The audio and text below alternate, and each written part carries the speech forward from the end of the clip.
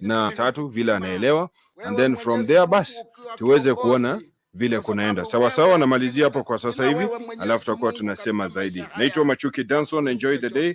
Good day, good guys. Happy Mashujaa Day. Nyinyi ni mashujaa wangu. Waulinzi na wale wote wahusika walio wako nje katika taifa letu wameenda kulinda amani. La la la la la la la la la la la la. Shombe shombe mtoto laini anawaka wanga vidonge nimebaini wanatapata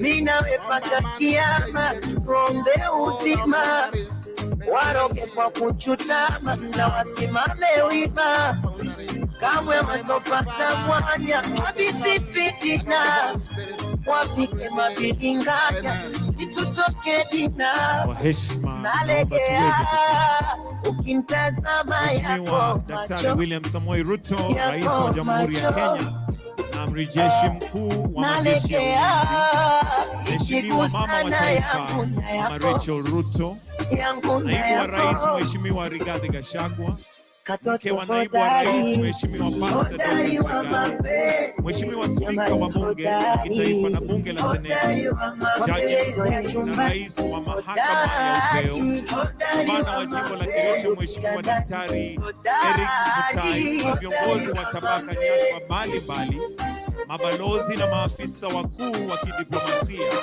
mashujaa kutoka pembe zote za nchi yetu ya Kenya, wananchi wa Kericho na Jamhuri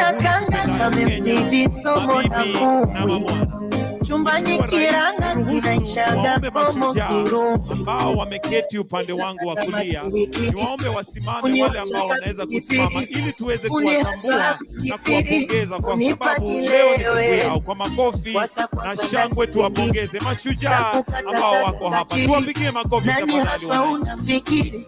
Kama sio wewe nichezeshe kidaruso usiku wa manane, kwa niaba ya kamati andalizi ya tamasha ya siku ya mashujaa, naomba unikubalie niweze kuandalia burudani bodala huko tukakutane sanga siepini wa leo itakalopromoshwa na vikundi nalegea kutukujulia jambo. Mheshimiwa Rais, ni mseto wa wanafunzi wachanga kutoka shule mbalimbali zikiwa ni pamoja na Highlands Primary, Kericho Primary, Fountain School, Kimugu Primary, St. Patrick Primary, Township Primary, Ngeche Rock Primary, Kericho Glorious, ACK Holy Trinity, Eagle School na Kerego Primary. Wanafunzi hawa Mheshimiwa Rais wanaongozwa na walimu Eric Amuhaya, Faith Mbote, Hezekiah Ogira na Paul Tonui chini ya mshirikishi Janet Langat kutoka Wizara ya Elimu. Baadaye Mheshimiwa Rais, tutakupromoshia shairi lenye mada huduma bora za afya, likiletwa kwako na Kipkelion Girls High School, Tengecha Girls High School, Sosiot Girls High School na Leiten Girls High School. Mheshimiwa Rais, pia utachachishiwa na densi ya kidamaduni kutoka jamii ya Kipsigis kupitia Chelilis Girls High School, Sosit Girls High School na Kapkatet Secondary School. Burudani hili pia litashuhudia mpangilio wa midundo maarufu ya Kipsigis. Sijui kama unafahamu midundo ya Kipsigis. Kuna moja inaitwa Ioni, tuko na Boyboyet, tuko na Lelo Kikerereni hiyo, na tuko na Chamech, kisha tuko na Kitatiat. Zote hizi zitakuwa zinaondoshwa na Kipsigis Girls pamoja na Kericho High School, bila kusahau KMTC Nairobi pamoja na Bomet campuses. Kweli kabisa. Burudani hili pia Mheshimiwa Rais aliweza kukamilika bila wasanii maarufu kutoka eneo hili kama kina nani chipukizi? Tuko na Jospat Kipkirui, tuko na Philip Yegon, Naswa Melodies na Shuttle Sisters. Watoto, jukwani lenu.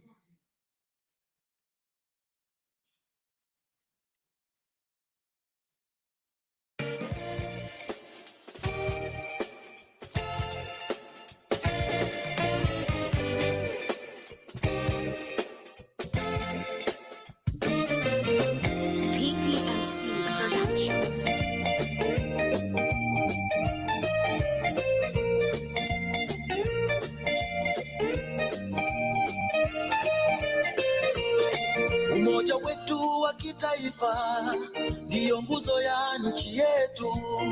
Tukiungana sote pamoja, tutaijenga Kenya yetu. Kwa amani na upendo, tuendeleze utu wetu. Haya yote tukizingatia, baraka tele tutapokea. Vijana, wazee, kina mama, tunaweza tukiungana. Furaha, usawa na ustawi, Mungu Baba tatujalia. So pull up, njooni wazalendo sote tuimbe. So pull up, njooni wazalendo sote tuimbe. Harambee, pamoja tutafika kilele. Harambee, na Kenya tutaishi milele. Harambee, pamoja tutafika kilele. Harambee, na Kenya tutaishi milele.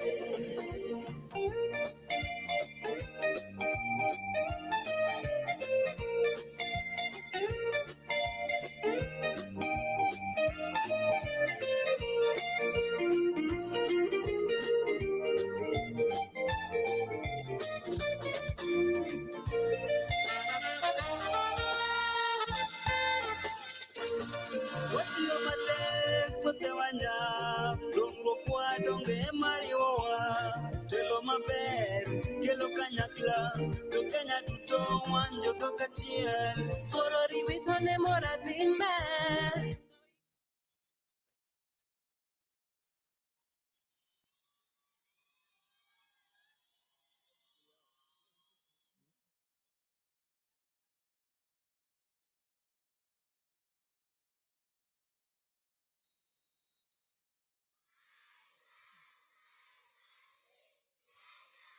Tuwashangilie wanaposema I love my country Kenya, wakiwa wamechora ramani ya nchi yetu.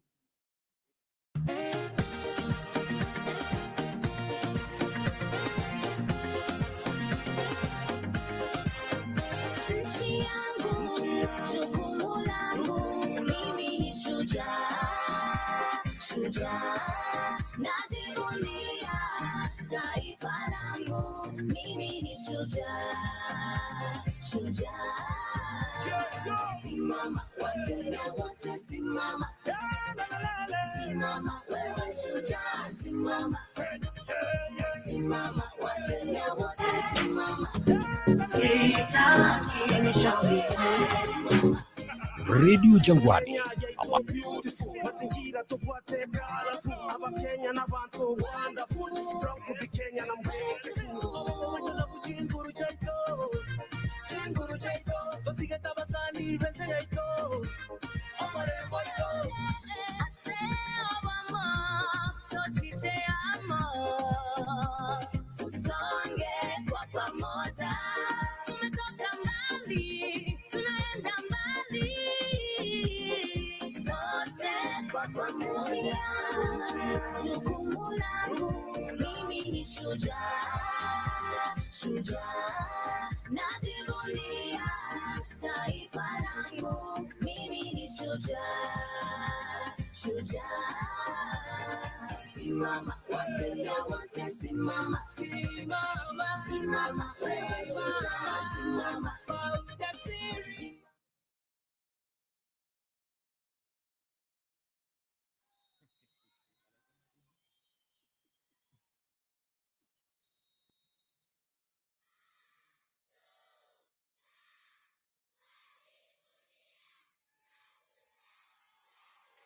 Twajivunia mashujaa wetu, tuwapongeze kwa makofi.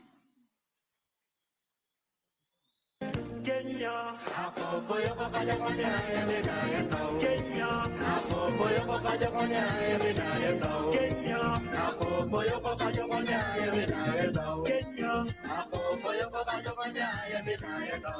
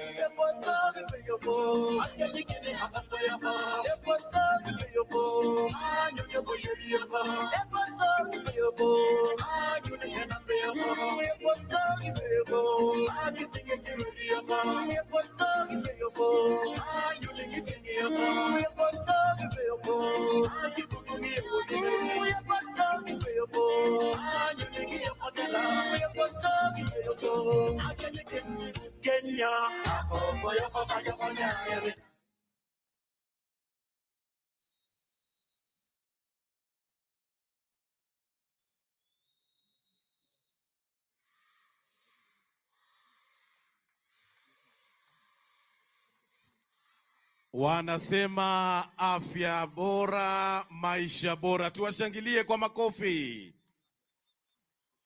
Ama kweli ni afya nyumbani.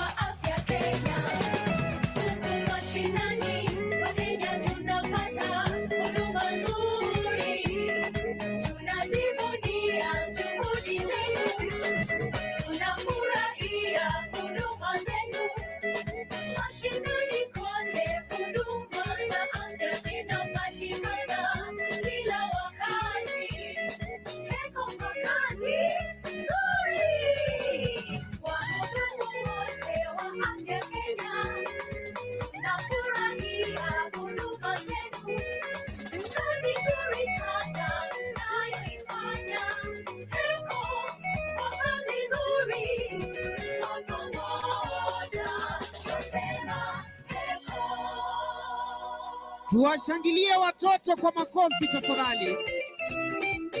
Wanapoondoka pale, makofi makofi. PPMC Production.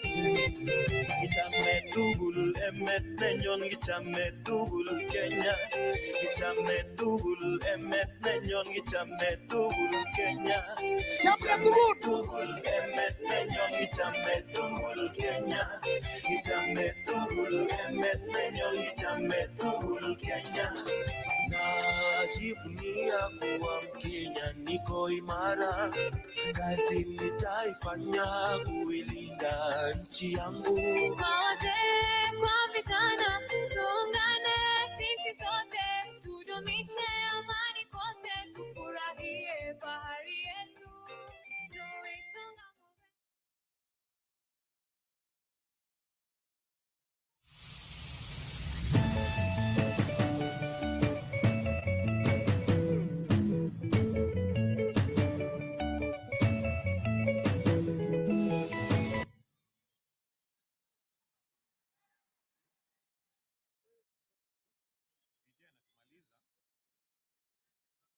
Hicho ni kionjo. Ukijisikia kusimama ucheze nao unakaribishwa. Twende DJ.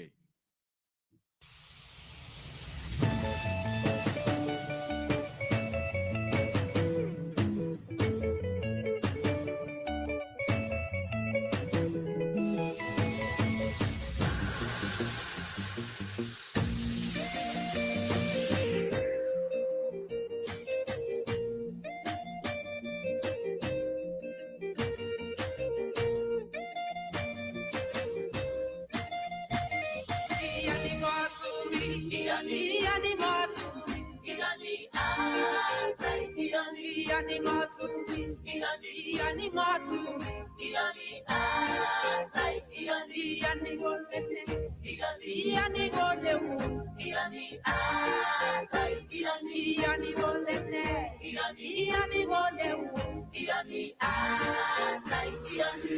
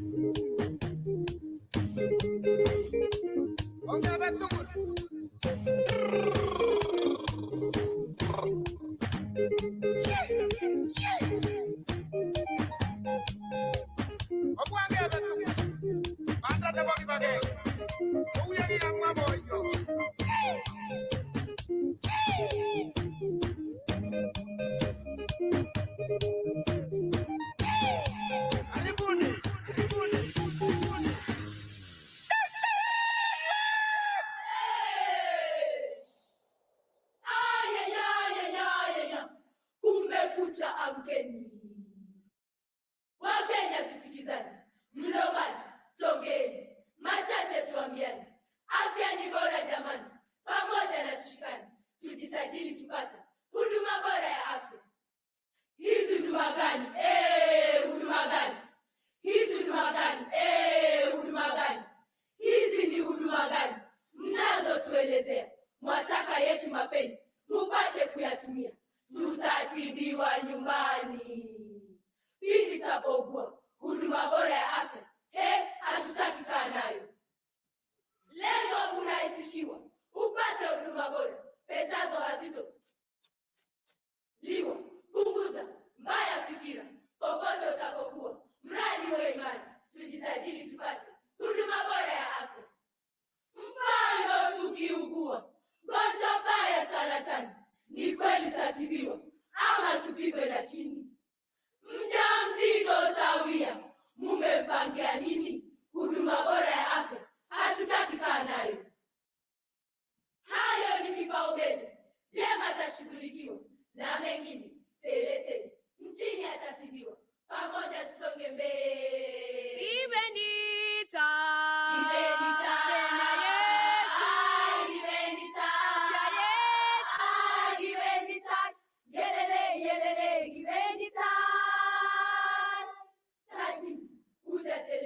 Tujisajili tupate huduma bora ya afya.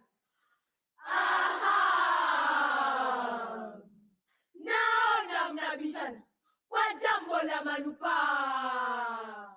Huko kote, kila kona, ulimwenguni hapa. Ni vyema tukafanana, kwa pamoja tutapaa. Tujisajili tupate huduma bora ya afya. Huduma hii ni kweli.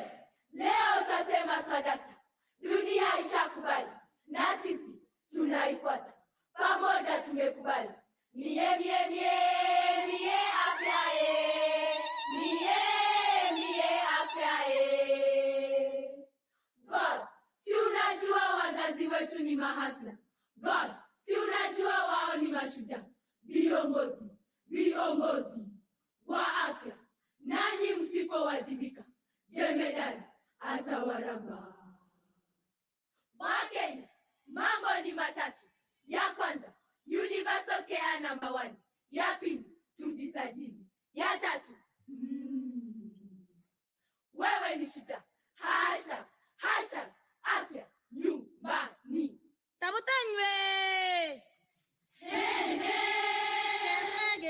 Sanet, oye, Sanet Kipteso, oye tete, mwae tegele mnyewe, oye tete, tasageyo, oye ho, gigo laisa, gigo ngetwe, baragu geta teminginowe, chepkina ya. Osa tauna na iyo nyuna gisita, osa tauna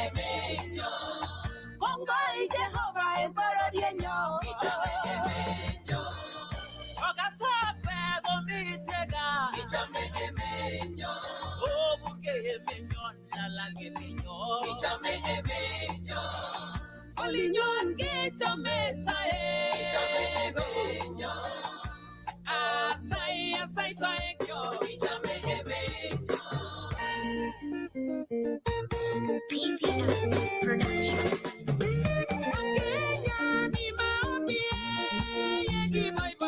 Hapa tumefika kwa mshukuru Mungu maana ametenda.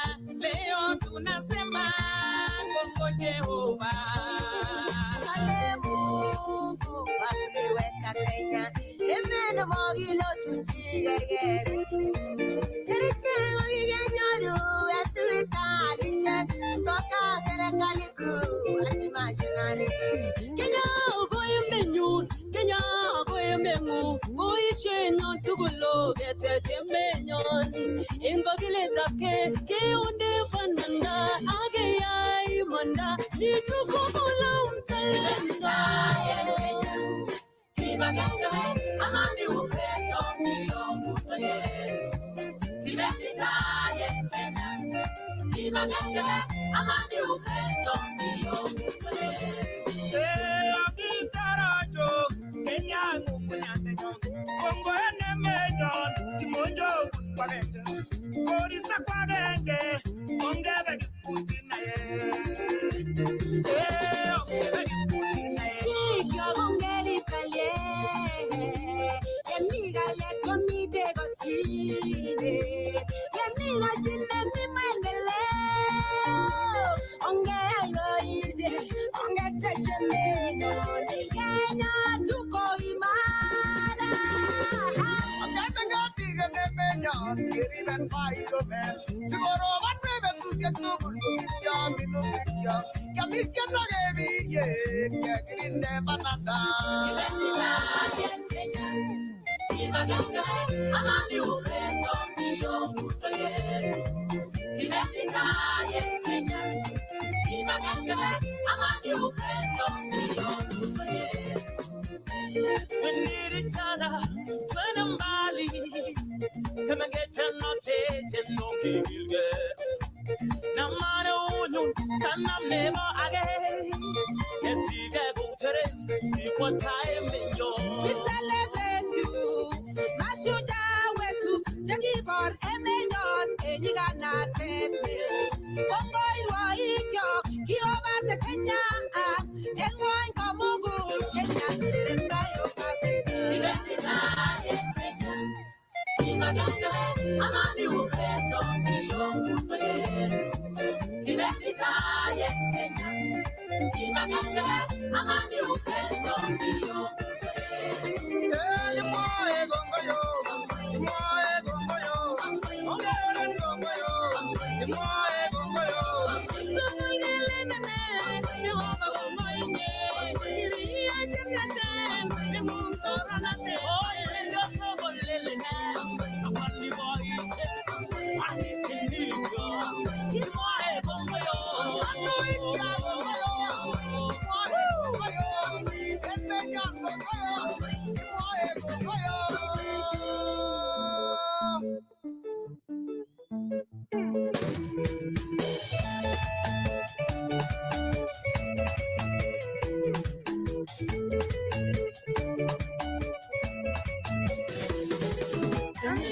Tumbala kwani kwage yo yamuno mame. Tendele jab tumbala kwani kwage yo yamuno mame. Acha mi jab tumbawe. Acha mi no sweetiwe. Acha mi jab tumbawe. Acha mi no sweetiwe. Tendele jab tumbane no naimba mamira gerichoe. Amune gerichoe. Amune kitugule. Ingoro sinendete. Ilaki nigonige. Ingoro sinendete. Ilaki nigonige. Ingoro mursige. Inagenda ekyoge. Ingoro mursige. Inagenda ekyoge. Kimye tengisiete. Kebaenda ekyoge. Kimye tengisiete. Kebaenda ekyoge.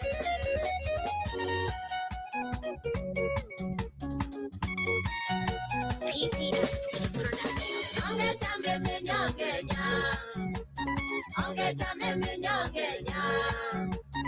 Ageriti lilido. Ageriti lilido.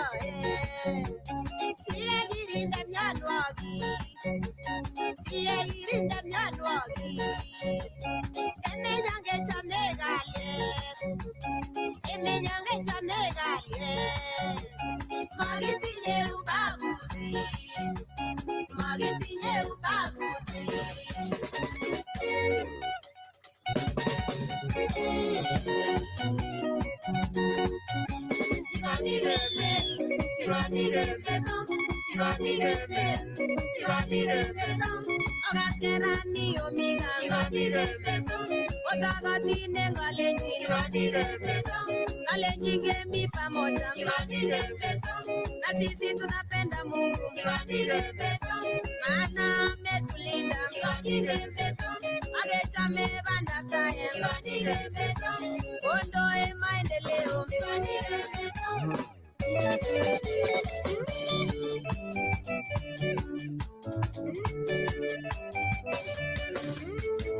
Ibai bai vida Kenya, betuni ko betunyon, sikosige kijigoni, dunia yatambua, Kongo icheke ndenie, tienda muna kigoche, nanda marimi gobateje, kohia genge enshuja, mama mboga goshuja, mwana boda goshuja, chomelea goshuja, mwalimu bora goshuja,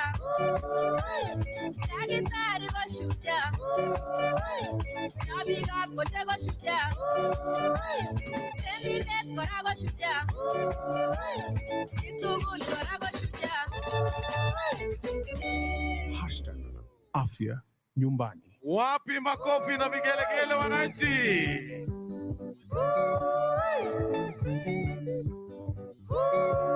Asanteni sana wasanii wetu, tuwashangilie wanapoondoka. Asante sana. Kwa kweli ni afya nyumbani, kama ilivyo kauli ya Mheshimiwa Rais wa Jamhuri ya Kenya. Shukran sana DJ. Asante sana. Mheshimiwa Rais, tunahitimisha burudani. Tafadhali chipukizi, hatutaweza kukuruhusu kuimba wimbo wako kwa leo. Hakuna shida, manake hata nilikuwa sijaumaliza. Mheshimiwa Rais, kwa onyesho hilo ndipo tunakunja jamvi la tamasha yetu ya burudani leo. Tunapoita mashujaa wetu, tunashukuru wote waliopanga na wote walioshiriki. Kwa sasa, Mheshimiwa Rais, kwa kumbusha kwamba kauli mbiu ni afya nyumbani. Maadhimisho ya sherehe ya mashujaa leo ni afya nyumbani. Na sasa tungetaka kuwaruhusu wananizi wa kujitolea ili waweze kuingia, CHPs, the community health promoters, waweze kuja hapa katikati ili waweze kuendelea na hafla hii, ahadi ya wahudumu ambayo watakapewa. Kwa hivyo tuwaruhusu tafadhali waingie, waje katikati ya uwanja.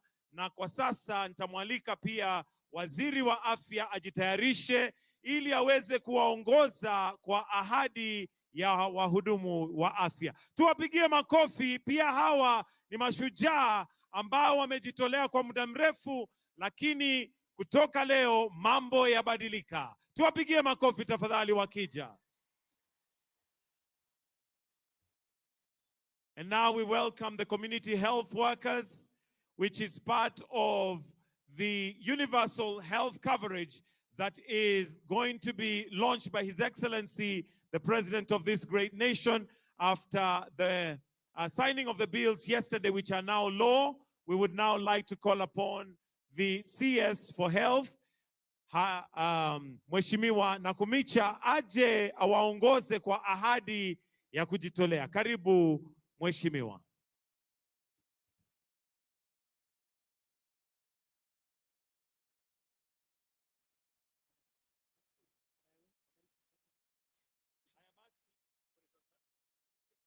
Basi wahudumu, tunaomba ya kwamba mtarudia hii ahadi ambayo mnajitolea leo, mkifuata waziri atakayewaongoza. Bado tunangojea waingie, wakiingia basi tutaendelea, lakini bado wanaendelea kuingia. Basi tukiwashukuru, tuwapigie makofi tafadhali.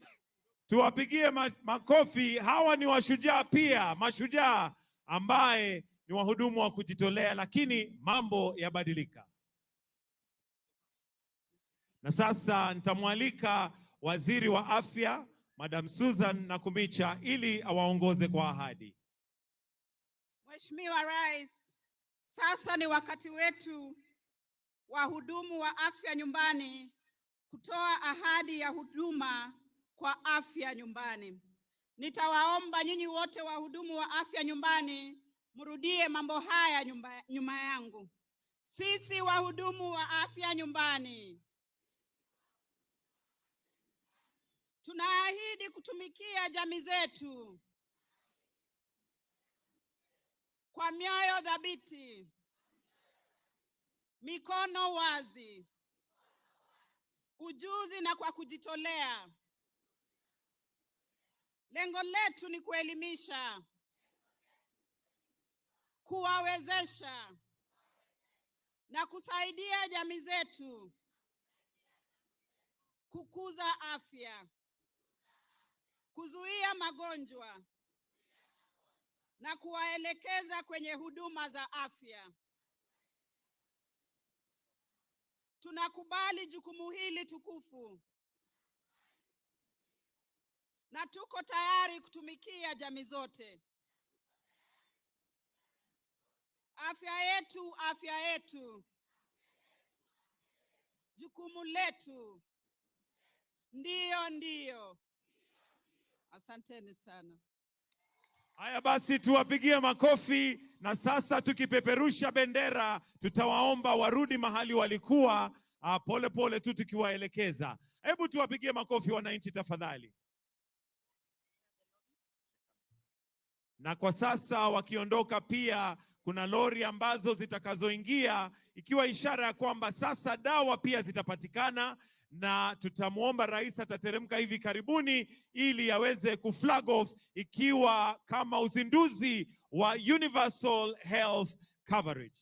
Kwa hivyo sasa let's have the trucks to come in, and we'll kindly request your excellency, if you may, with your permission, to kindly come with and flag them off together with His Excellency the Deputy President, just to witness as we flag off the trucks that are going to be carrying the medicine and having all counties. We believe by now all counties have received the kits, which are now adorned with the CHPs, the community health promoters. Na ndio hizo lori zinazokuja, na sasa tukimkaribisha Mheshimiwa Rais ambaye atakuja kuzizindua, na pia just to flag them off as we now have this event proceeding.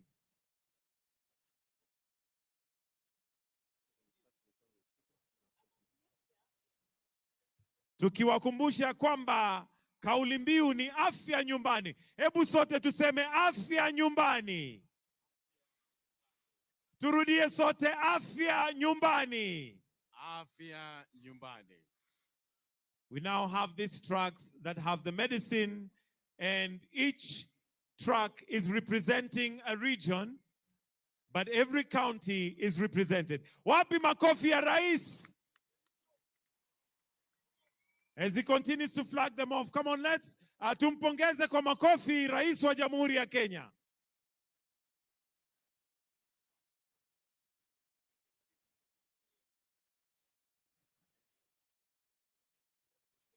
Haya basi, ndio hiyo track ya pili representing Nairobi County 047.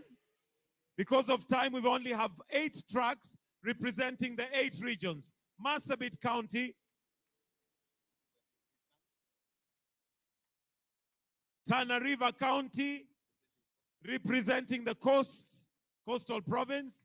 We have Bungoma County, representing Western. Alafu tuko na Homa Bay County, representing Nyanza. Pia tuko na Wajir County, representing the northern. Basi tuko northeastern. Tuko na ingine moja, na hiyo ni ya Nyandarua County, representing Central. Asanteni sana. Thank you so much, Your Excellency. Tunashukuru, na kwa heshima tutaomba uweze kurudi.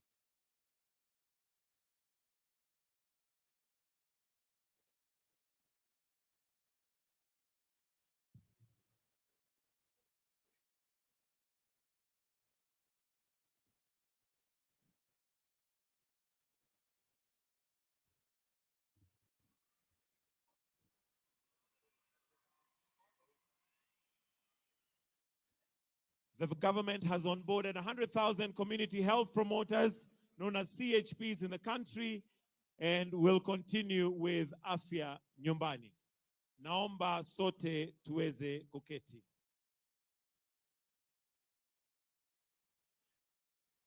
Mheshimiwa Rais, kwa heshima sasa naomba uniruhusu nimwalike gavana wa eneo gatuzi la Kericho tukaribishe kwa kifupi, kisha amwalike naibu wa rais. Lakini kabla tufanye hivyo, tungependa pia kufungulia naelezo ya kwamba kuna wananchi wengi sana wamejaa pale nje.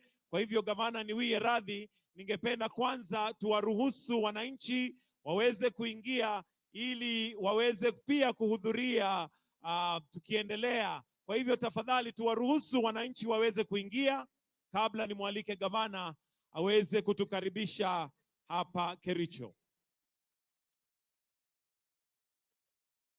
Na kama wananchi wanaingia, hebu tuweze kutizama kwa runinga sauti ya mwananchi. Tukiwaruhusu wananchi kuingia, hebu tuweze kuweka kwa runinga sauti ya mwananchi. Asanteni. Simama Wakenya wote, simama. Sauti ya mwananchi. Simama wewe shujaa, simama. Tumefanya hii kazi kwa muda mrefu, hatukuwa tunalipwa, lakini kwa sasa tunalipwa. Tunafurahi. Hatukuwa tunapata kitu hata nini. So amefanya vizuri sana kusema tutapata kitu. Hata si kulipwa. Tukipata ini token tutashukuru. Hata sisi hatukuwa tunajua kama hii watu walikuwa wanajitolea. Tulikuwa tunafikiri walikuwa wanalipwa na serikali. Kulingana na juhudi ya rais, hakika hao watu watapata nguvu na hao watu watakuwa na ile msisimiko ya kufanya kazi zaidi. Sisi tulikuwa tumevolunteer kwa muda mrefu sana, lakini sijawahi kuona mtu akitaja mambo ya service. Tumekaa kwa miaka mingi bila stipend. Na sasa wakati huu kumetoka stipend. Tunasema karibu na karibu Kericho. Wakati wa Mashujaa Day tunataka useme kitu ala nono kuliko ya stipend. Rais wetu ametuempower, ametupatia toolkit, tutakuwa tukitumia huko mashinani. Tungependa asiwachie hapa, aendelee kutufuatilia sana, ajue tunafanya kazi gani. Mbeleni hatukuwa nayo hiyo kit na hizo vitu alituletea, tumefurahia. Tunashukuru serikali sana, na Mungu awabariki tena azidishie, na zaidi ya yote waendelee kutukumbuka hata na vifaa zaidi. Nchi wapate knowledge kuhusu maneno ya preventive. Tunaona kwamba tutatumia pesa mingi kununua dawa. Tunaposherehekea sikukuu ya Mashujaa, ningependa kuambia ma-CHP wote waendelee na hiyo kazi mzuri wanafanya, hasa kusaidia wamama na hata watu wa kijiji, hasa kwa usafi na kukaa katika hali yenye inayofaa kama mwananchi wa kawaida. Ile kitu ambayo ningependa kwanza ningeshukuru serikali kwa mkondo ambayo wanachukua sasa hizi. Kuzuia ni mzuri kuliko kuponya. If they are Mashujaas of the year, it's community health promoters. You know, we are not volunteers, we are promoters. Heck to our president. Wherever you are, we say we salute you. Naomba waingie kwa utaratibu tafadhali, na pia tuweze kuweka kitu kingine kwa runinga. Wanaendelea kuingia bado. And at this point, allow me to also recognize His Excellency Tete Antonio, the Minister of Foreign Affairs for Angola, who is representing His Excellency, the President, João Manuel Lourenço, President of the Republic of Angola. Together with his delegation, we recognize you and appreciate that you've honored us with your presence. Studio, naomba tuweke pia kitu kingine kwa runinga. Wananchi wanaendelea kuingia. Wananchi ni waombe tuingie tu kwa utaratibu. Sote tutaruhusiwa tuingie. Muraguri. Nilianza hii kazi kutoka mwaka wa 2003. Miaka hiyo 20 nimefanya hiyo kazi. Kwangu nafurahia kwa sababu naifanya na roho yangu yote. Hii exercise nafanya registration, naona ni muhimu kwa sababu serikali yetu itajua ni watu wangapi wako na disability, wapi wako na diabetes, ni wangapi wako na hypertension, ni watoto wangapi wamezaliwa, ni wazee wangapi wako over 70 years. Hiyo statistics itasaidia serikali kwa chochote inataka kufanyia community. Kutoka hiyo miaka tumefanya hii kazi ya community health promoters, tulikuwa tunaandika kwa mikono. Unaandika saa ingine karatasi inapotea, unakimbia kwa public health, unamwitisha ingine, unakuja unajaza. Sasa unakuja unarepeat hiyo information ndio umpelekee. Kupeleka kwake hata kwake inaweza potea. Sasa hii technology, chochote umeweka hapa haitapotea. So this is very safe kwa kwetu na kwa serikali. Unaona information iko hapa. PSU yako na yake. Lakini kwa simu yangu hakuna mtu anaweza ingia. Sababu nikipa submit kwa PSU. Akitaka kujua area yangu ni watu wangapi wako na disability, anaenda kwa system. Hata niuliza. Akitaka kujua ni watoto wangapi wamezaliwa, anaenda kwa system. Hata president mwenyewe akitaka kujua mambo yote atakuja hapa. Akiklik tu atapata information yote. Na tushukuru serikali kwa kutupatia hii. Tumechoka na kuandika. Sasa kutupatia hii inaoneshana sasa tumeenda digital sisi wote. Afya yako, jukumu langu, mimi ni shujaa.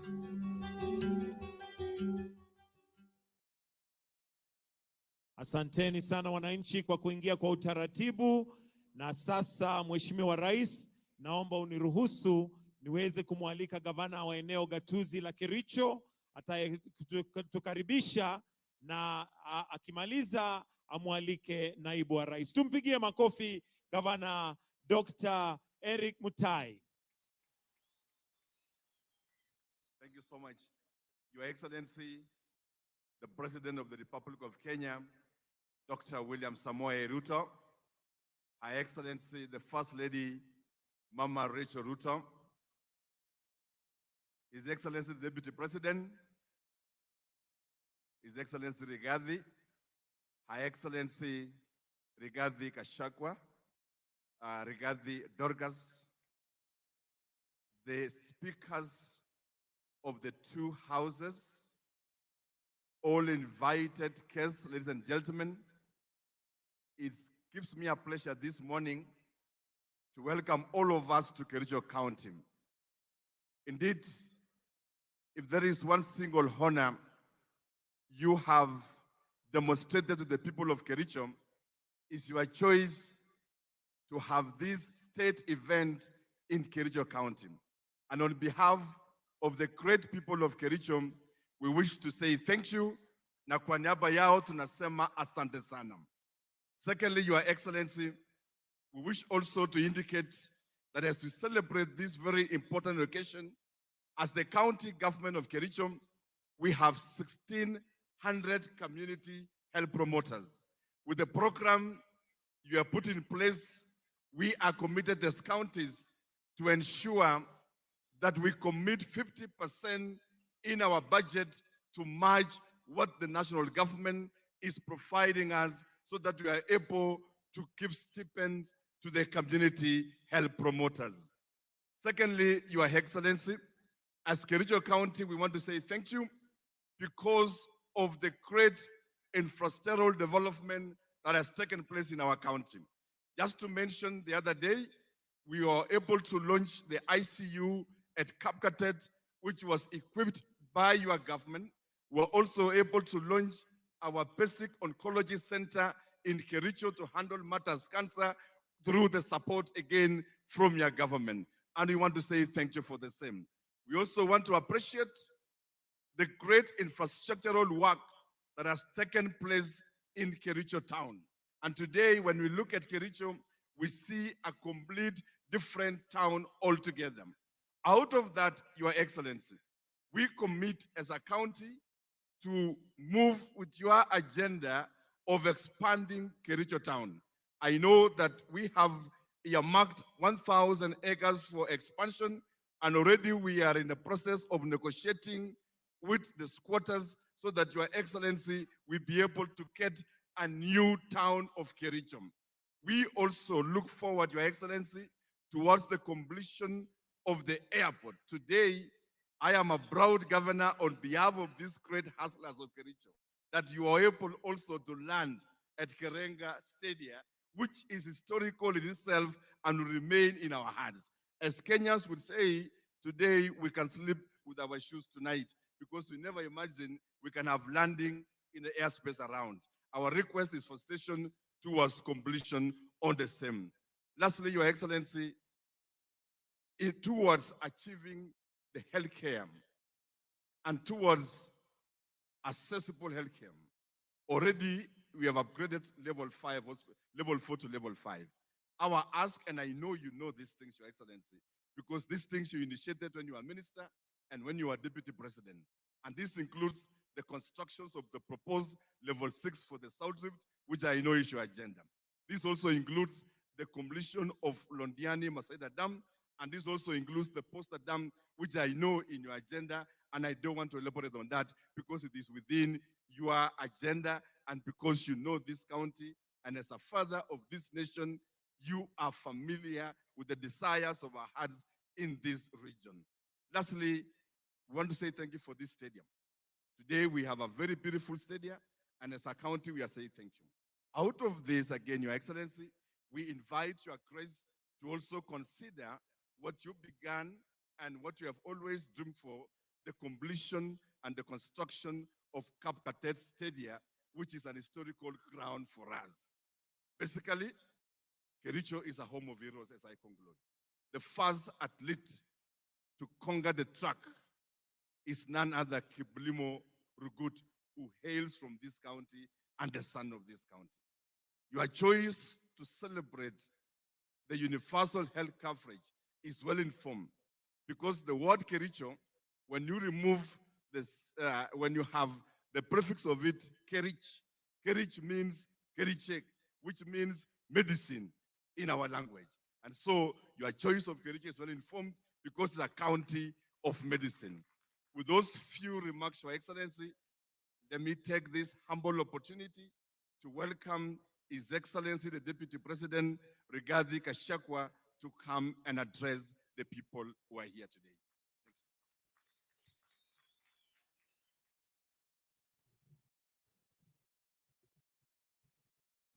Your Excellency, the President of the Republic of Kenya and Commander-in-Chief of the Kenya Defense Forces, Dr. William Samoei Ruto, Your Excellency, the First Lady of the Republic of Kenya, Mama Rachel Ruto, the Prime Cabinet Secretary, the Honorable Musalia Mudavadi, the Foreign Affairs Minister from the Republic of Angola, Ambassador Tete Antonio, the Speaker of the National Assembly, Honorable Moses Wetangula, the Speaker of the Senate, Amason Jeffa Kingi, Your Ladyship, the Chief Justice and President of the Supreme Court of Kenya, Lady Chief Justice Martha Koome, our host Governor Eric Mutai, Excellencies Governors Present, Excellencies Ambassadors, High Commissioners, and members of the Diplomatic Corps, all other leaders, na wananchi wa Kericho, hamjambo? Hamjambo tena. God is good, and all the time. Nisalimieni kwa hewa. Bwana Yesu asifiwe. Bwana Yesu asifiwe tena.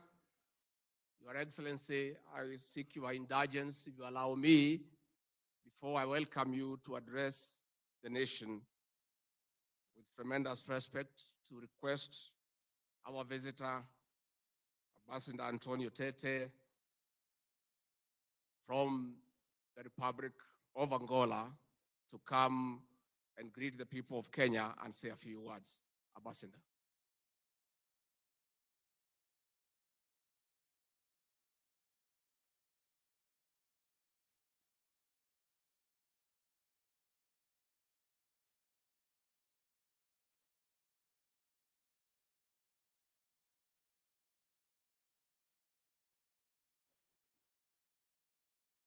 I'll try to speak the small Swahili I just learned. Ndugu na dada wa Kenya, hamjambo. And happy Mashujaa Day to everyone. Mr. President, First Lady, Vice President, Prime Minister, Ministers, Speakers of the two houses, dear colleagues here present, my brothers and sisters, on behalf of President João Lourenço I would first like to convey his apologies. He would have loved to be here, but for foreseen reasons, he couldn't make it to Kericho. He sent you a very warm greeting, thanking again for the warm reception we always have been granted in whenever we come to Kenya. Mr. President, it is very emotional for the Angolan people to be here, especially on a such day of Heroes Day, because those are the same heroes who also are not only Kenyan heroes, but they are also African heroes and Angolan heroes. Many maybe would remember how the struggle for independence of Angola benefited from the revolution of Kenya. Think of the Mau Mau and others. And you may remember that under the leadership of President Jomo Kenyatta, the 3 Angolan liberation movements came to Mombasa and lastly met on June 21st, 1975 in Nakuru, where an agreement was signed, which was very significant to lead Angola to the independence in November the same year. So we will never have enough words to thank the Kenyan people for contributing not only to our freedom, but also for consolidating, helping the Angolan people to consolidate our independence. Today, Mr. President, the nature of the struggles are over. We have the struggle for development. We have the struggle for peaceful environment. We have the struggle for peace in our countries and in our region. And here again, Kenya has been at the front line and collaborating with Angola in many of those areas. Mr. President, I think we are starting a new dawn in the relationship between Angola and Kenya. Just imagine, I just spoke about 1975, but we are having the very first official visit of an Angolan president to Kenya. And we held yesterday with my brother, the Prime Minister and Minister for Foreign Affairs, the very first joint commission to look at the areas of cooperation. Because until we make it to build our continent together, we fly together or we sink together. But we didn't choose to sink, so we are going definitely to fly higher and higher. Mr. President, thank you again for giving us the opportunity to greet our sisters and brothers from Kenya, and thanking you all for associating to this very important day, which the same day we celebrate in Angola on 17 September, the Heroes Day. So we are very, very honored to be here. We all hope, we wish you afya bora to everyone. Thank you. Asante sana. Thank you very much, Ambassador. Your Excellency, the 60th Mashujaa Day is one of the most important occasions in our history. We celebrate the day from Kericho County, one of the most active and colonial hotspots in the country, whose people were stripped of their right to land. We join the people of this county and other Kenyans in celebrating the gallant men and women who put their lives on the line to attain our freedom and restore our dignity. Your Excellency, we celebrate these men and women because they believed in the power of Africans in defining their destiny in socio-economic transformation. Kiongozi wetu, leo ni siku yako. Mimi nilikuwa hapa siku ya Jumatatu na nikapata nafasi ya kuongea na watu ya Kericho. Kwa sababu wao walikuwa ng'ambo, mimi ndio nilikuwa nawika hapa. Sasa wewe huko, mimi sina sauti. Na kwa hivyo nichukue nafasi hii kwa sababu nimefika hapa kusema rais wetu, ulipoamua ya kwamba Mashujaa Day italetwa hapa Kericho. Mimi nilifurahi sana. Na rais, wewe na hii watu wa Kericho wanajua ni kwa nini. Na niseme watu ya Kericho hatutachoka, rais na mimi na timu yetu, kusema asanti kwa maombi yenu na vile mlituunga mkono tukapata nafasi ya uongozi. Watu ya Kericho asanteni sana. Pia kabla nimwalike rais, pia nipongeze watu ya Kericho kwa sababu mlitupatia kiongozi chupavu, leader of the majority in the Senate, the Honorable Aaron Cheriot, ambaye anatusaidia pale na rais, na hata zile sheria rais ameidhinisha jana, yeye na viongozi wa Senate walichangia kiwango kikubwa. Kwa hivyo lazima tuseme asanti kwa huo kiongozi mlitupatia. Bila kuongea mengi, ningeuliza hizi nyote msimame munisaidie kwa shangwe na vigelegele kumkaribisha rais wa Jamhuri ya Kenya. Mr. President, you are most welcome to address the nation. Karibu. Asante sana Mheshimiwa Deputy President. Tafadhali mnaweza keti chini. Kericho hamjambo.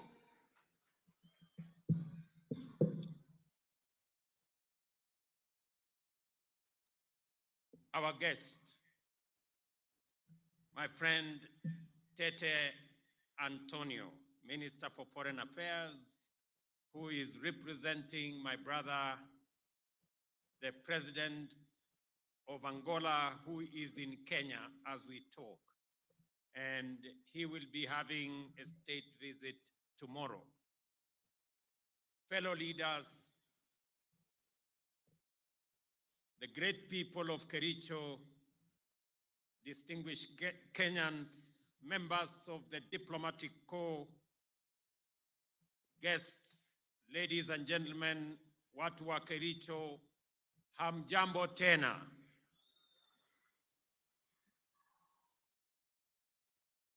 Kericho hamjambo. Kericho chamgei.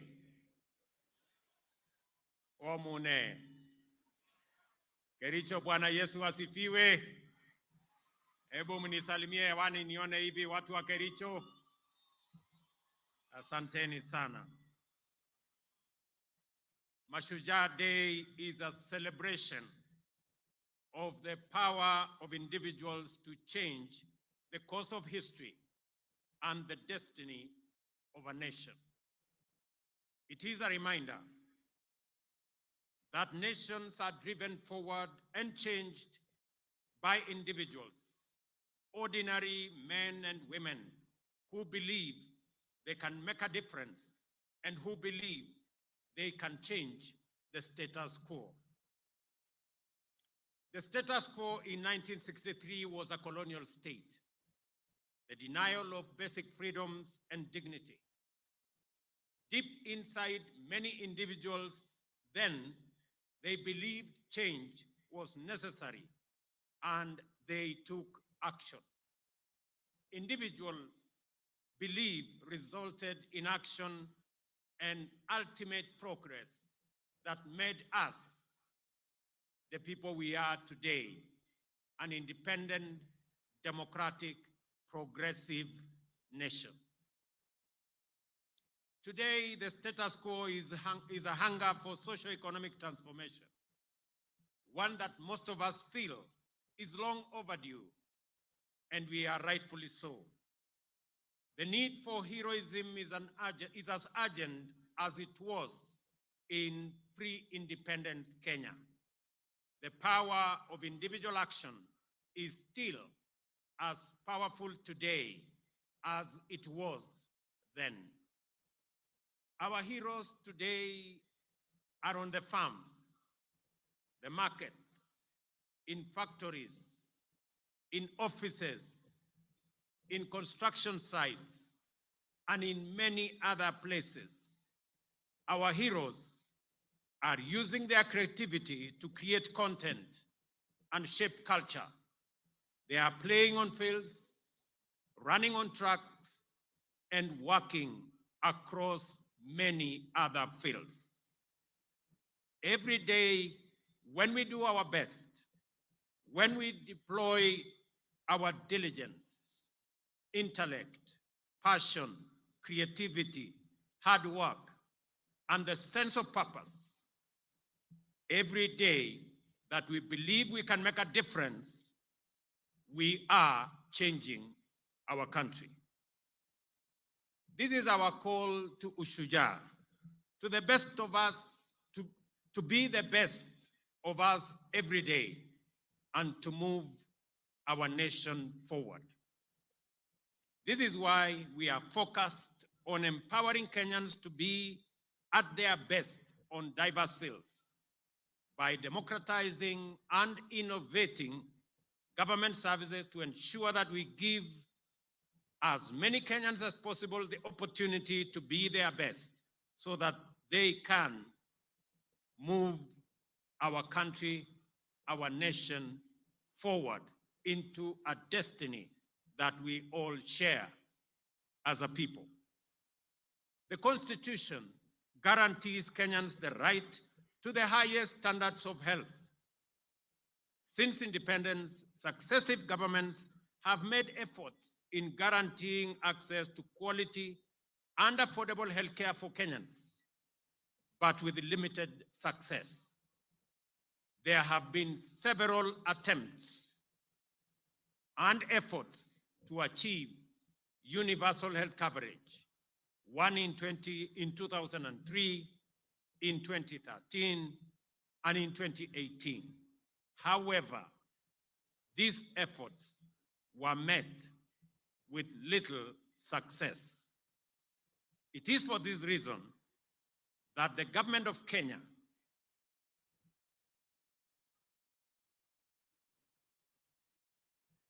identified healthcare delivery as one of the core pillars of the bottom-up economic transformation agenda.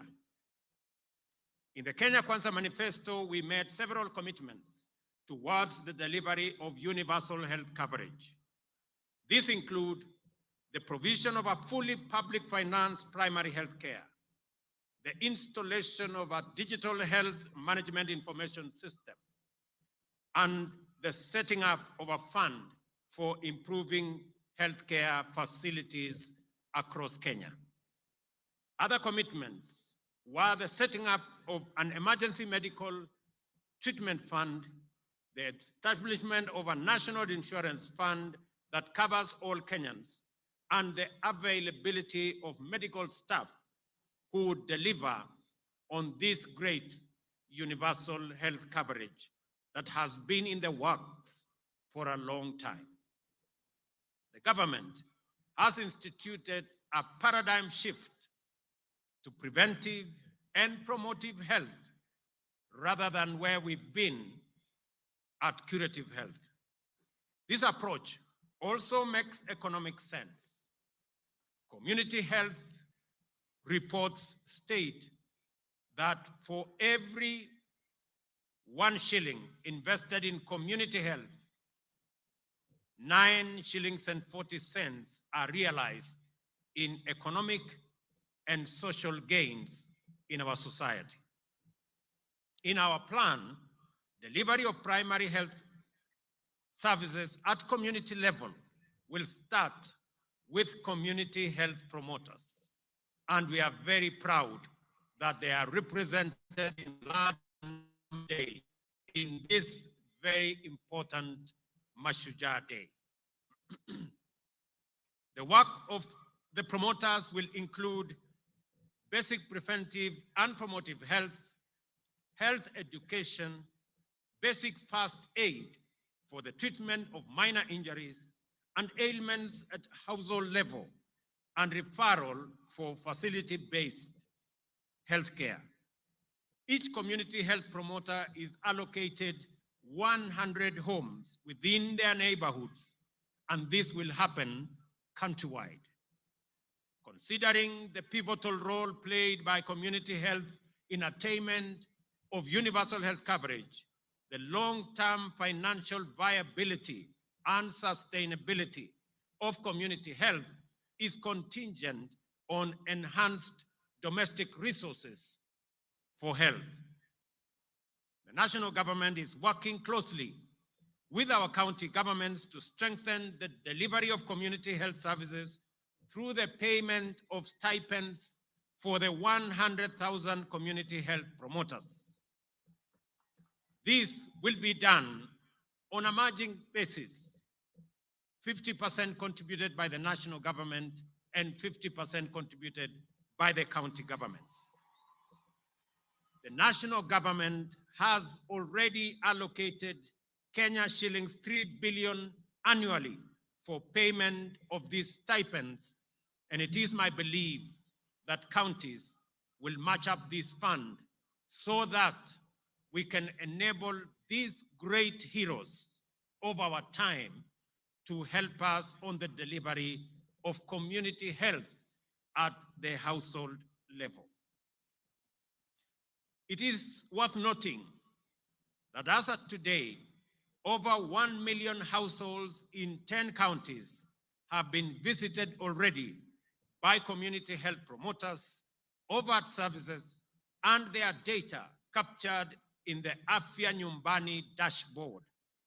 And this is a significant major achievement, as this dashboard is not only available to the Ministry of Health, it is also available in my office. We also agreed to provide the 100,000 community health promoters with kits, which contain basic equipment for household health screening, medicines and supplies used for service provision at the household level. And as you can see today, every community health promoter here present, each one of them has a health promoter's kit. And that is the case with 100,000 community promoters everywhere in the Republic of Kenya. Quality community health data is essential for the planning, resource allocation, and monitoring of progress towards universal health coverage. The government is committed to delivering on the digital health agenda, starting from the community level. The electronic community health information system, which is live and being used by the promoters across the country, is a simple and user-friendly mobile health device being used, and its application will be used to collect real-time, accurate household data. It will also initiate planning for health service delivery and provide linkage to health facilities. Along the CHP kit, the government has provided additionally 110,000 smartphones for use by the promoters and community health assistants. The shift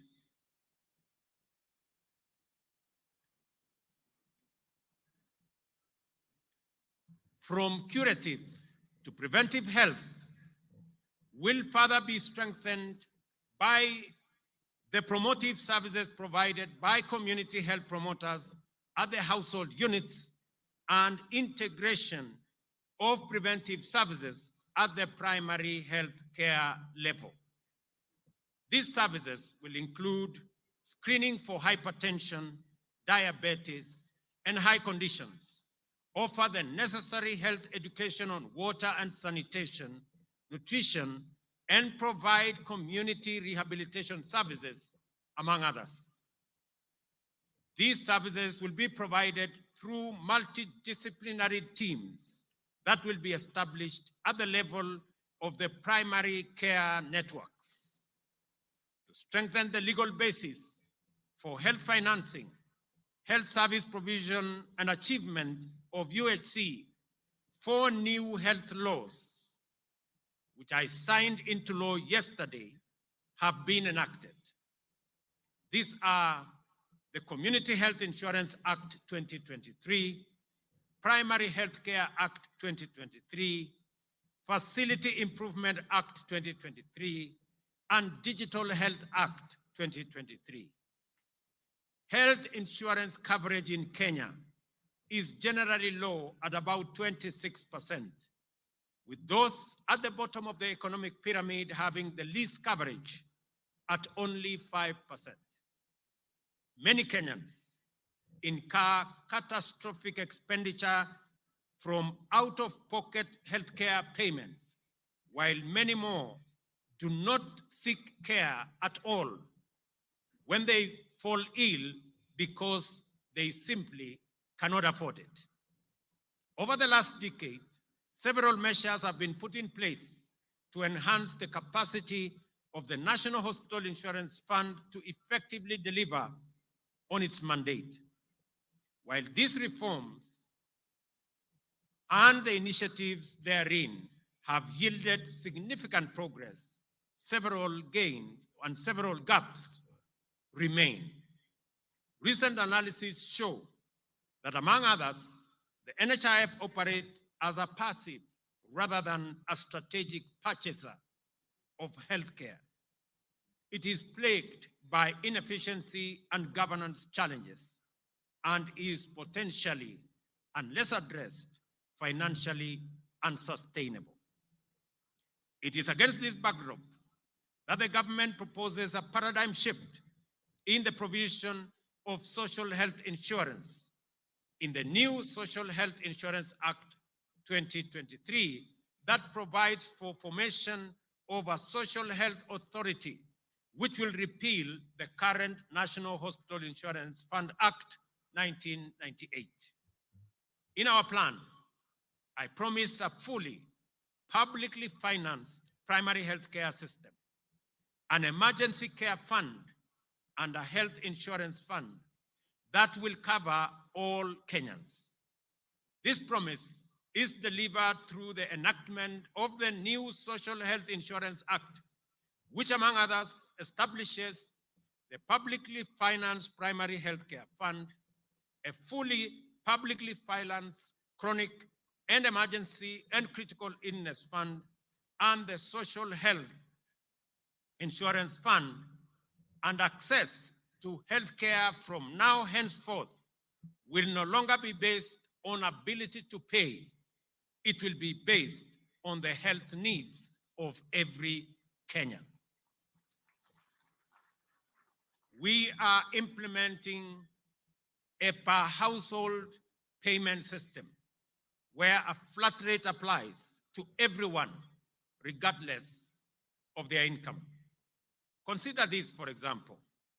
Previously, an individual earning 10,000 had to pay Kenya shillings 500 for NHIF, a hefty 5% of their earnings.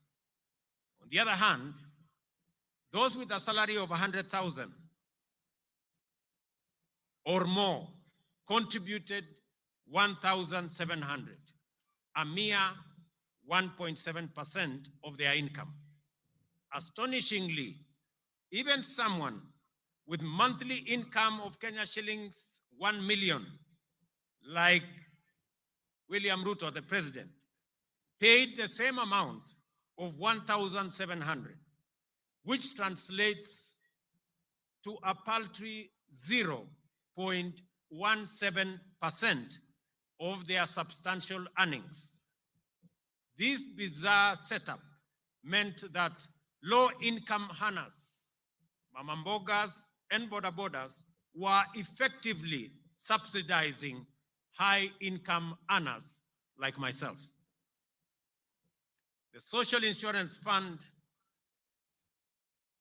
corrects this anomaly and makes sure that every citizen pays for health a percentage of their income, an equal percentage of their income, so that we can equalize the fortunes of every citizen with respect to access to health. The Social Health Insurance Fund also signifies a shift to increased use of domestic resources for health financing and a sustainable approach, especially at a time when resources from donors and development partners are dwindling. The healthcare system in Kenya is largely focused on curative services at the expense of preventive and promotive services. This has occasioned inequity in financing, which has disadvantaged primary healthcare uptake and promotion. The government's mission is to build a progressive, responsive, and sustainable healthcare system for accelerated attainment of the highest standard of health for all Kenyans. The funds allocated to public health facilities have substantially reduced over the years, as they are directed to the county revenue fund and are rarely reinvested into the facilities. The lack of autonomy in public health facility management and financial control has led to increasing fragmentation, poor service delivery, deteriorating health outcomes, reduced efficiency, access, equity, financial protection, and also insignificant transparency and accountability. The Facility Improvement Financing Act corrects this situation and aims to structure the process and guide the counties on how to provide for retention, management, and use of revenue derived from health-related services rendered at public health facilities.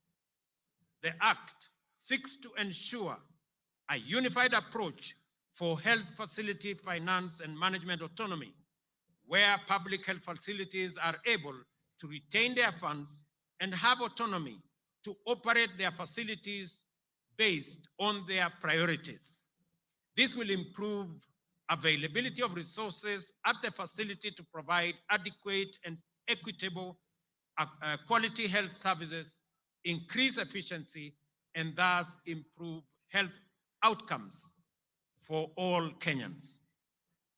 Kenya has made significant strides towards digital transformation, with many sectors leveraging on technology to enhance implementation of digital products and services.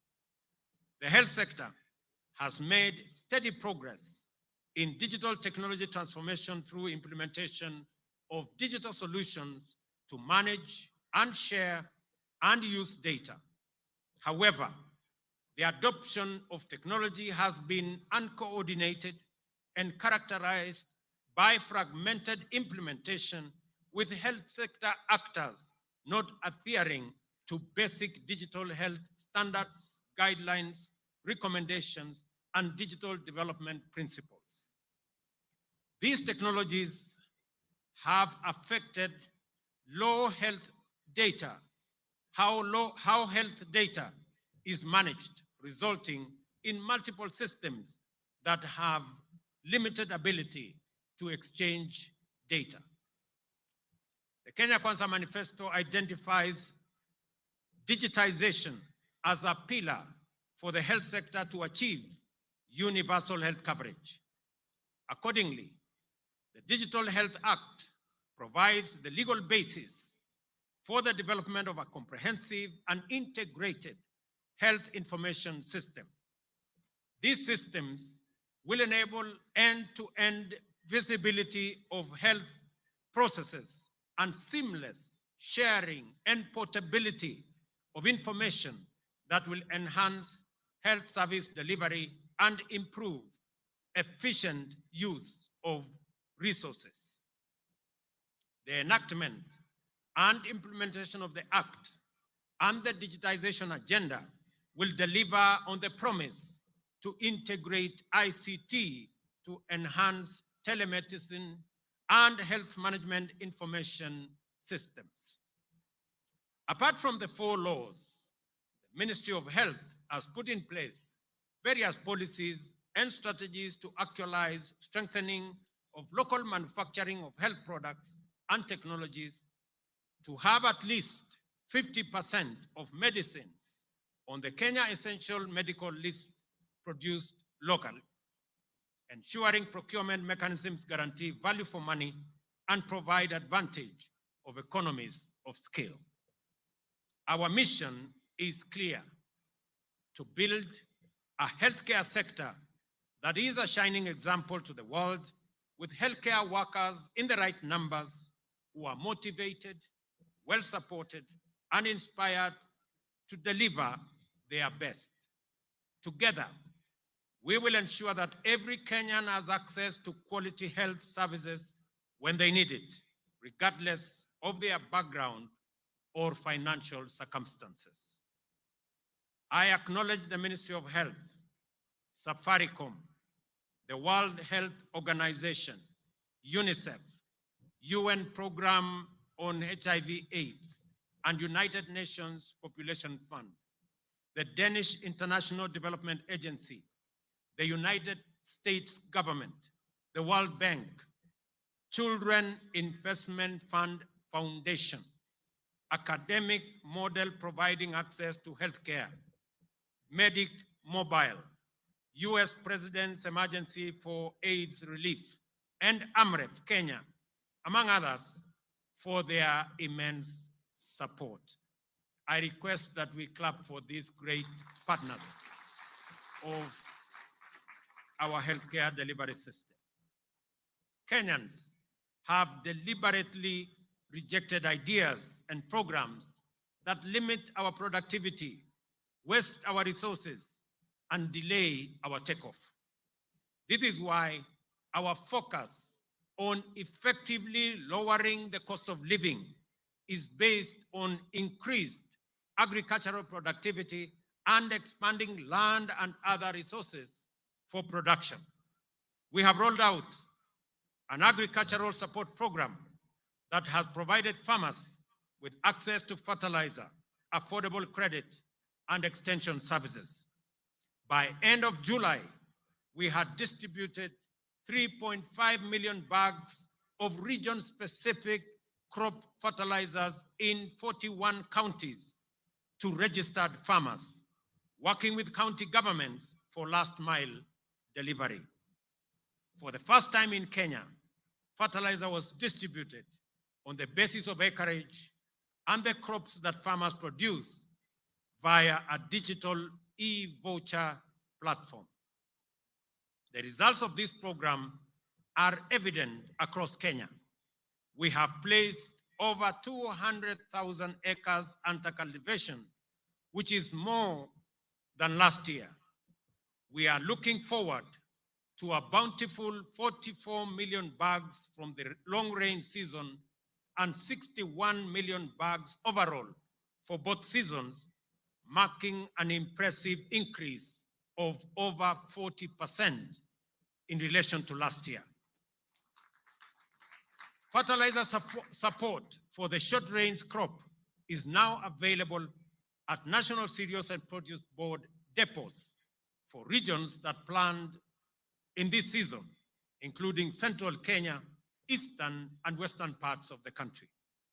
I urge all unregistered farmers to use this opportunity to register so that they can benefit from the support of fertilizer for all their crops, whether it is tea, coffee, sugarcane, macadamia, avocados, and all the other crops that are engaged with our farmers. To reduce our national edible oil import bill, which currently stands at $1 billion annually, the government is supporting sunflower cultivation by distributing 600 metric tons of seed to farmers in partnership with counties in eastern, western Nyanza regions during these short rains.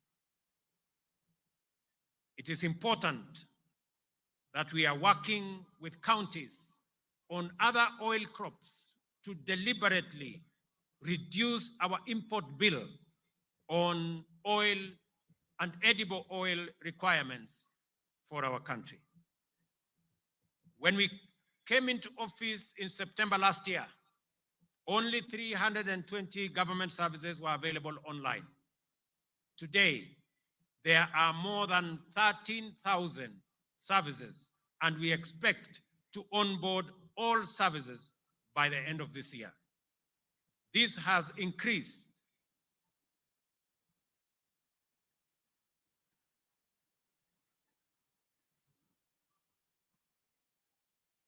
efficiency.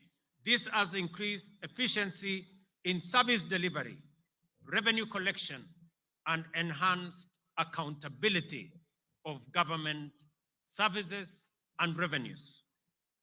The government is currently rolling out the last mile 100-kilometer of fiber optic infrastructure throughout the country to improve health facilities, improve schools, judiciary offices in far-flung areas, and other public institutions.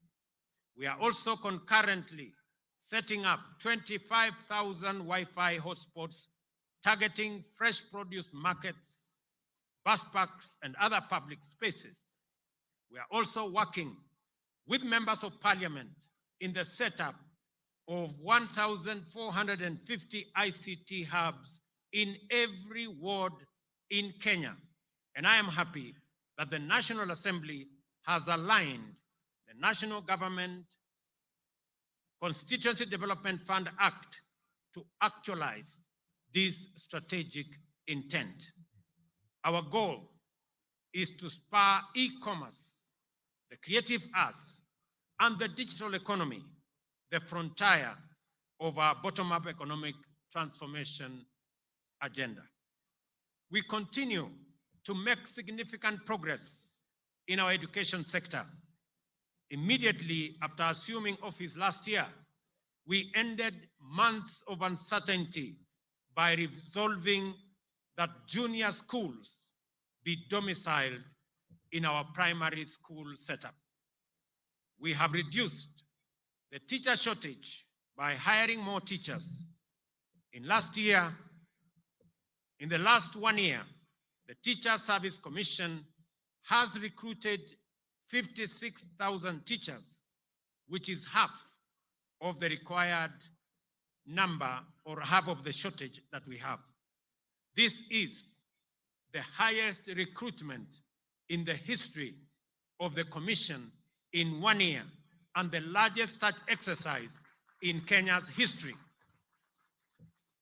We intend to close the gap on teacher shortage in the coming 2 years. Further, in keeping with government's policy to equip Kenyan youth with practical skills and competencies, we are working with our TVETs to ensure that another 2,000 TVET college tutors are hired to support our TVET education that has increased from 90,000 8 years ago to 350,000 currently. I am also happy to note that we have concluded with the government of China the supply of equipment for another 70 technical training colleges in Kenya that will ensure that more young people have access to gadgets and tools that will improve their acquisition of knowledge and skills to be able to be job ready as we march forward into the future. In a transformative shift, we unveiled a new funding model for higher education and technical and vocational training that guarantees needy students free college studies.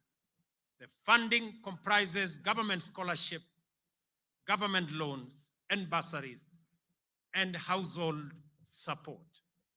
Through this model, we have raised the funding per student by 40%, and we have now eliminated the tragic situation of many of our universities that were steeped in huge debts because of underfunding that had become the norm. Housing is a revolutionary agenda that will have an extensive impact across the economy. At scale, the affordable housing program will create jobs for our young people, expand the manufacturing of construction products and materials, and enhance economic activity across many sectors. The construction of 46,792 units is already underway, and another 40,000 units are ready to commence construction in the next few days. Architects, engineers, quantity surveyors, masons, electricians, plumbers, transporters, steel factory workers, cement factory workers, and hardware merchants will be engaged in this transformative construction housing enterprise to construct 200,000 housing units annually. The construction of one unit, for the record, creates between 3 and 5 jobs directly and 5 to 8 jobs indirectly. More jobs will be created with the formalization of the Jua Kali clusters that will provide products such as doors, windows, and hinges for this program. I stand before the people of Kenya to express my pride and admiration for all Kenyans who have risen up to the challenge of the moment, seized opportunities that came up as we deliver our commitments and implemented the bottom-up economic transformation agenda. This enterprising ethos, the hustling spirit, and the motivation to do your part in making this country move forward is all, and it is heroic. Therefore, let us dedicate ourselves to nation-building endeavors, assured that as long as we are implementing the bottom-up economic transformation agenda, your government stands with you and will walk the road of growth and development with every Kenyan until we accomplish our purpose and fulfill our mission. Wacha niseme hivi kwa Kiswahili. Leo tumetumia Mashujaa Day ya mwaka huu kwa jambo la muhimu sana ambayo inahusu Wakenya wote.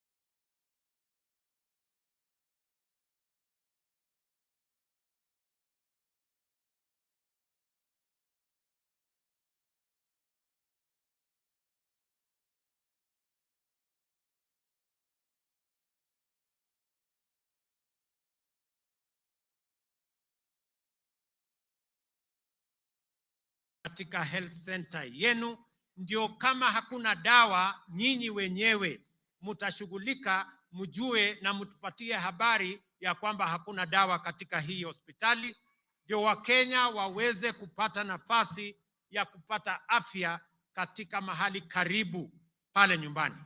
Kwa sasa Wakenya wengi wanaenda kwenye hospitali yenye iko mbali kwa sababu ile dispensary iko hapo karibu haina dawa, haina wauguzi na haina service. Na ndio tunasema hivi, sheria yetu ya pili ni kuhakikisha ya kwamba kila facility, kila hospitali, kila dispensary, kila health center watakuwa na pesa zao, na pesa ya facility yenu haitapelekwa katika facility ingine na haitapelekwa kufanya kazi ingine yoyote. Itatumika katika hiyo facility yenu. Ili pesa ambayo imewekwa katika budget ya facility yenu ya nyumbani, nyinyi wenyewe kama wananchi mkisimamia na wauguzi, na tumesema ya kwamba wananchi wenyewe wahusishwe, viongozi wa kanisa wahusishwe, viongozi wa serikali katika kiwango hiyo wahusishwe, na development partners pia watakuwa pale, na hata watu wa civil society wakuwe pale, ndio tuhakikishe ya kwamba hakuna wizi tena ya madawa katika mahospitali zetu, katika dispensaries zetu na katika health centers zetu.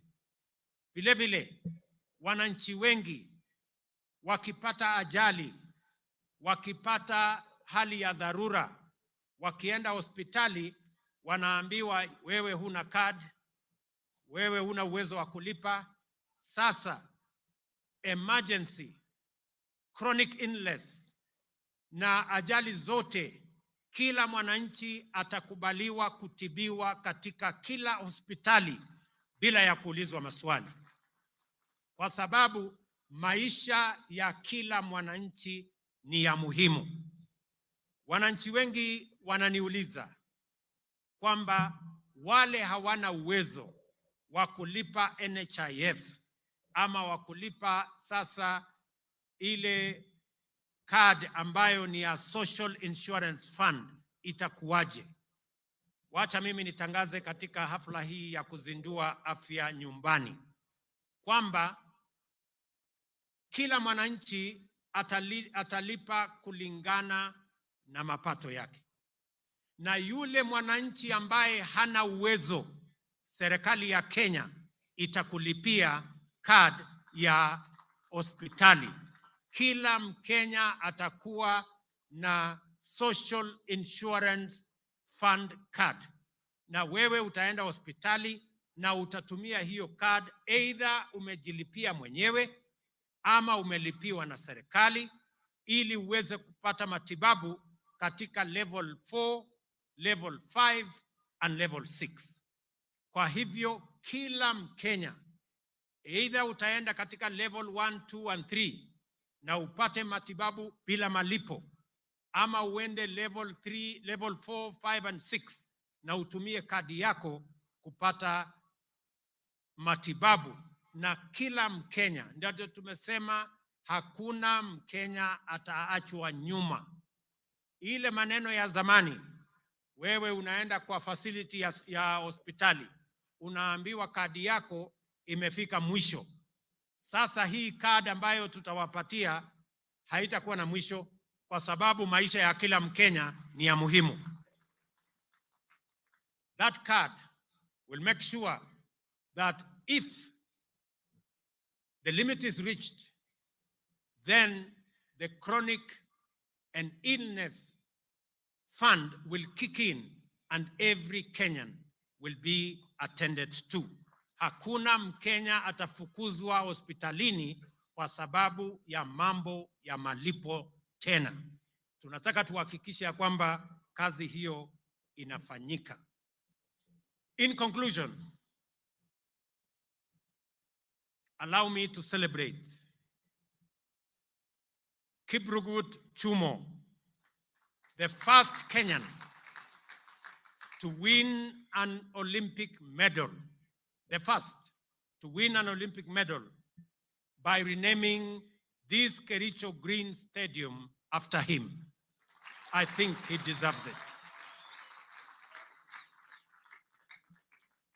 Let me also say, for the people of Kericho, thank you very much kwa kutukaribisha katika mji wenu wa Kericho.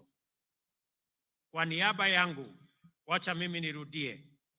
Kwa niaba yangu na sote tuliokuja hapa kuomba kura zenu, deputy wangu akiwa hapa, viongozi wale wengine wote wakiwa hapa, kwa watu wa Kericho tunawaambia asanteni sana kwa kura zenu.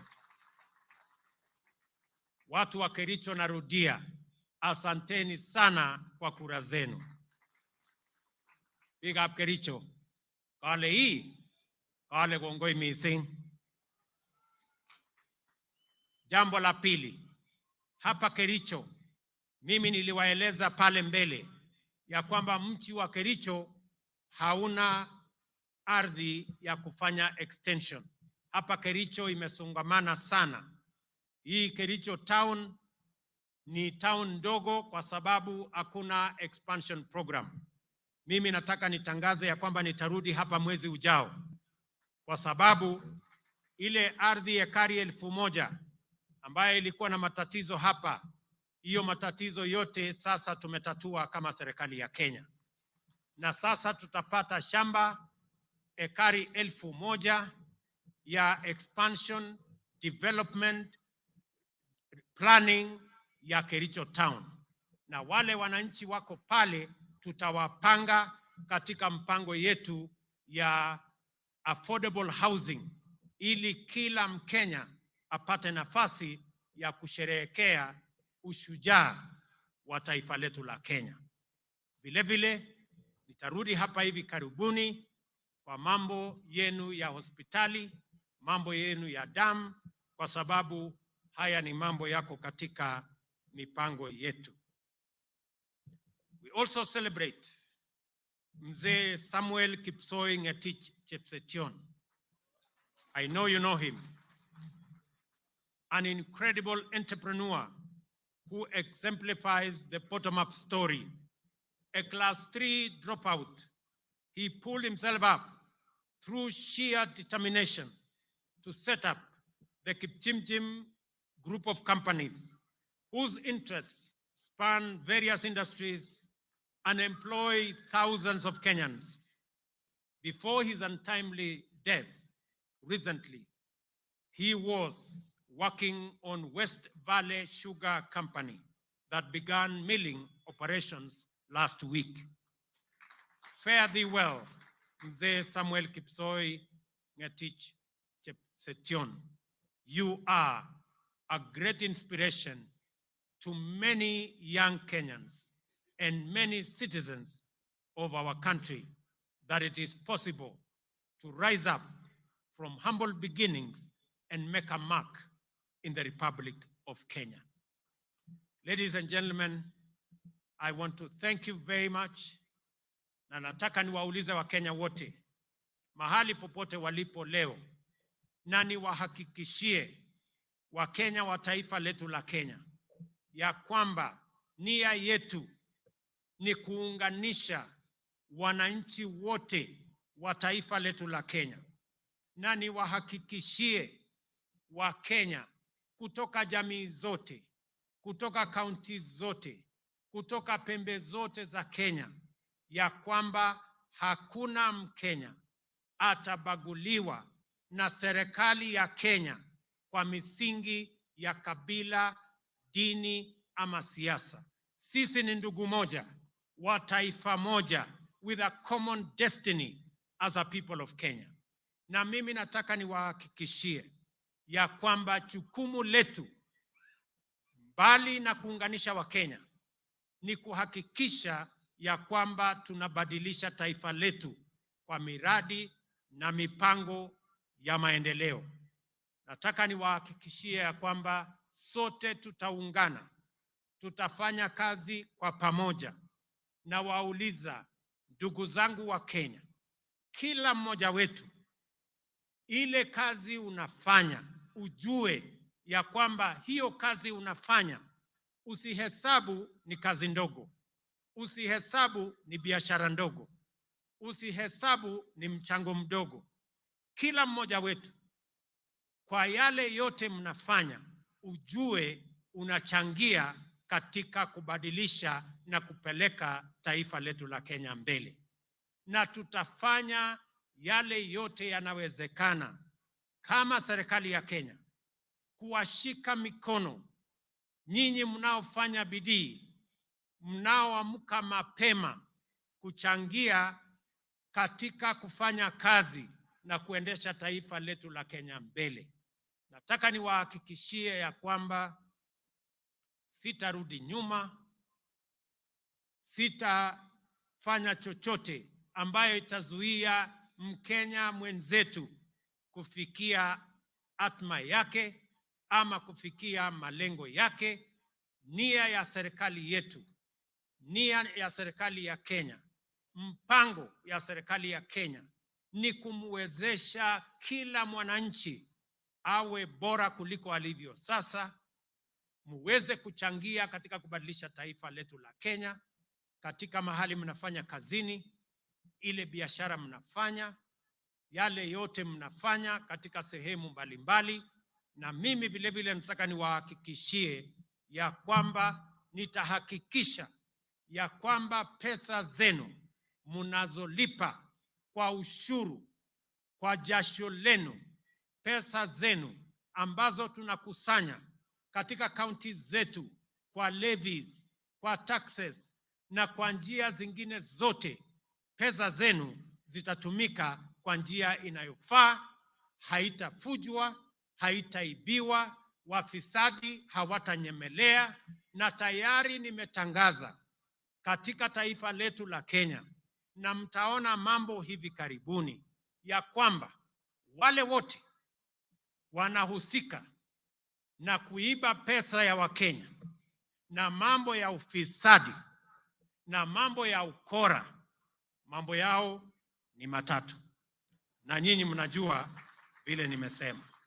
Kwa hivyo, I want to guarantee every citizen of the Republic of Kenya that we will hold your hand as you make your contribution in whatever you are doing, in a small way, in a big way, as a casual worker, as a permanent and pensionable worker, as a worker on contract, as a person waking up early and sleeping late, in driving the wheels of our economy, in pushing the destiny of our country in the right direction, that you have my support. You have the support of the government of Kenya, and we are going to work together towards building one united, democratic, indivisible Kenya. Na mimi nawauliza jameni, tuungane katika kazi hiyo. Mungu awabariki sana. God bless you and God bless our country Kenya. Asanteni sana. Basi niombe kwa heshima sote tuweze kusimama kwa wimbo wa taifa na wimbo wa Jumuiya ya Afrika Mashariki, na wale ambao wamevalia kofia zisizo rasmi tuweze kuzivua kwa heshima.